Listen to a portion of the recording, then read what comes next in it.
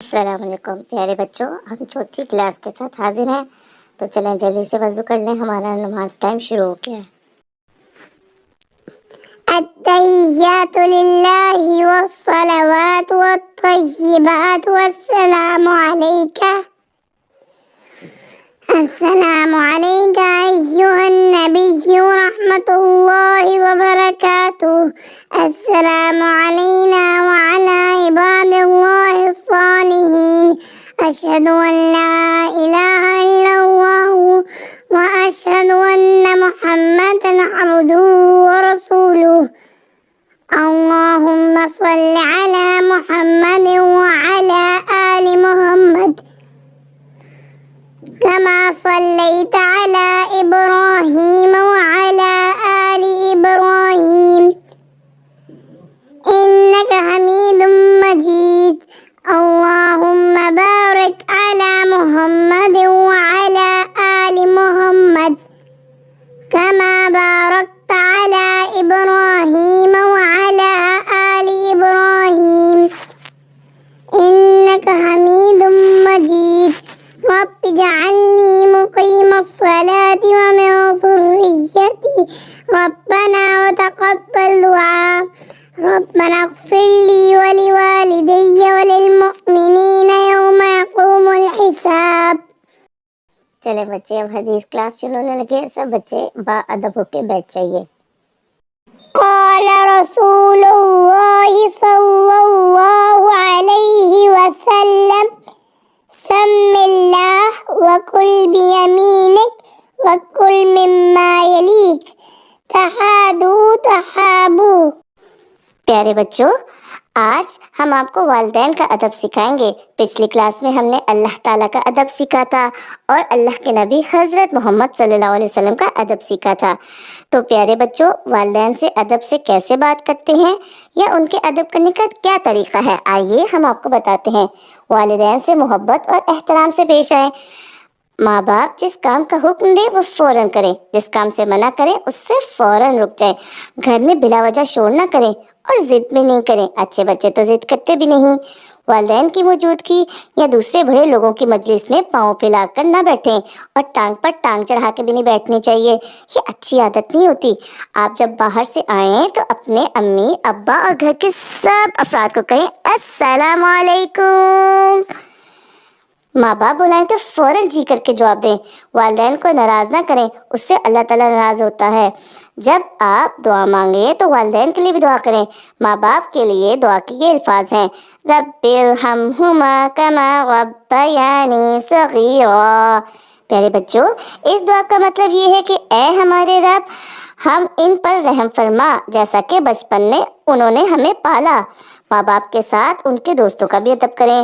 والدین کسی بات پہ برا بھلا کہیں تو انہیں پلٹ کر جواب نہ دیں اور امی ابو کے سامنے اف بھی نہیں کہنا چاہیے۔ تو امید ہے آپ سب تو یہ کام کرتے ہی ہوں گے، امی ابو کا کہنا بھی مانتے ہوں گے۔ تو چلیں ایک دفعہ ریوائز ہو گیا۔ اچھا جی، اب ہم کو اجازت دیجیے، کل آئیں گے ایک نئے ادب کے ساتھ۔ پیارے بچوں، آج ہم پچھلی ہی دعا یاد کریں گے، دوسرے عشرے کی دعا۔ عشرے کی دعا، استغفر اللہ ربی من کل ذنب واتوب الیہ۔ میں اللہ سے ہر گناہ کی بخشش طلب کرتی ہوں جو میرا رب ہے اور میں توبہ کرتی ہوں۔ چلیں میں سب نے دعائیں بھی یاد کر لیں، ادب بھی سن لیا۔ اب ہم ریسیپی کی طرف آتے ہیں۔ آج ہم لائے ہیں آپ کے لیے بڑے مزے کی ریسیپی، تو چلیے سنتے ہیں۔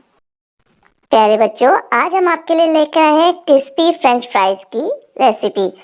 آدھا کلو آلو ابال لیں، پھر اس کو نکال کے چمچ کی مدد سے میش کر لیں۔ نمک، کالی مرچ اور ہرا دھنیا حسب ذائقہ ڈال لیں۔ موزریلا چیز آپشنل ہے، اگر ہے تو 100 گرام ڈال لیں۔ 2 کھانے کے چمچ کارن فلور ڈال کے اچھی طرح مکس کریں، پھر کسی شاپر میں ڈال کے اس کو بند کرے اور نیچے کی طرف سے کاٹ لے اس کی نوک، جیسے کون بن جاتی ہے، کون مہندی آپ نے دیکھی ہوئی ہے نا، اور چپس کی صورت میں گرم گرم آئل میں ایک ایک کر کے ڈالتے جائے۔ اچھا بچوں، یہ والا جو سٹیپ ہے نا آپ نے بڑوں کی مدد سے کرنا ہے، کیونکہ آگ کے پاس اکیلے نہیں جاتے۔ پھر مزیدار کرسپی فرینچ فرائز آپ لوگوں نے افطاری میں سب کو افطاری کرانی ہے اس کی، اور ہمیں بتانا بھی ہے کہ آپ کو یہ ریسیپی کیسی لگی۔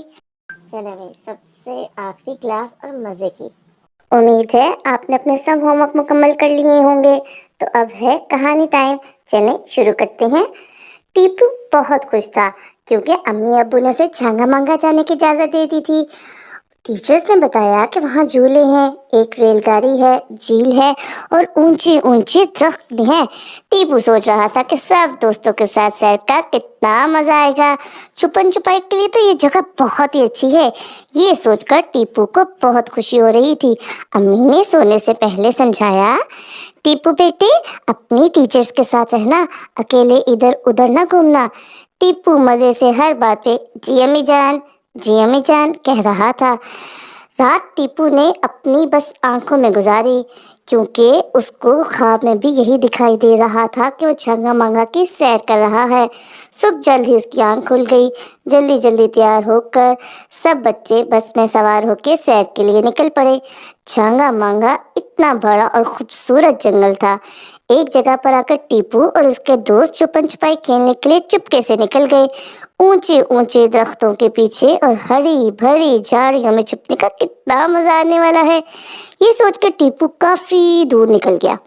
ایک دوست نے باری دی اور سب چھپنے کے لیے ادھر ادھر بھاگ گئے۔ ٹیپو صاحب تو کچھ زیادہ ہی آگے چلے گئے۔ کتنی ہی دیر چھپے رہنے کے بعد جب ٹیپو جھاڑیوں سے باہر نکلا تو وہاں کوئی نہیں تھا۔ گھبرا کر ٹیپو نے ٹیچرز کو آوازیں دینا شروع کی اور چلانا شروع کیا۔ شاید سب جا چکے تھے، شاید ٹیپو گم ہو چکا تھا۔ یہ سوچ کر ہی ٹیپو کی تو آنکھوں سے آنسو جاری ہو گئے اور وہ زور زور سے رونا شروع ہو گیا۔ اتنی اونچی رویا کہ امی کی آواز آئی، ٹیپو ٹیپو کیا ہوا بیٹا، اٹھو شاباش۔ امی کی آواز سن کر ٹیپو کی آنکھ کھل گئی۔